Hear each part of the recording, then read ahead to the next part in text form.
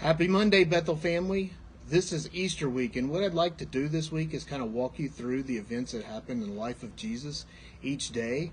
And a lot of what I'm talking to you about is from an article I read even this morning from Russ Ramsey. He's a pastor in Nashville. Today is Monday, and what I want to read to you is from Mark chapter 11, verses 12 through 19, on some of the things that happened on Monday.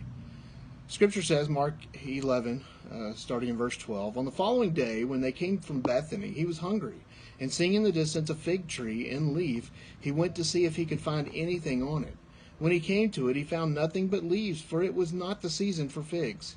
And he said to it, 'May no one ever eat fruit from you again.' And his disciples heard it. And they came to Jerusalem, and he entered the temple and began to drive out those who sold and those who bought in the temple.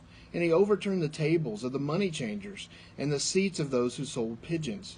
And he would not allow anyone to carry anything through the temple. And he was teaching them and saying to them, 'Is it not written, my house shall be called a house of prayer for all the nations? But you have made it a den of robbers.' And the chief priests and the scribes heard it, and they were seeking a way to destroy him, for they feared him, because all the crowd was astonished at his teaching.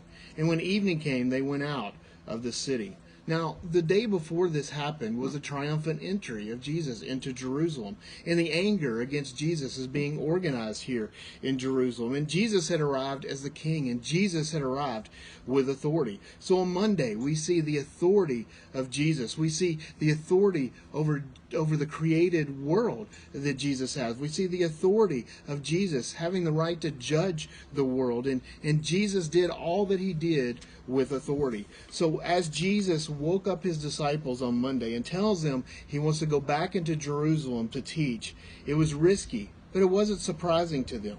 Something was stirring. Everyone sensed it. The end of Jesus was coming quick. He was a marked man. Stay tuned for Tuesday.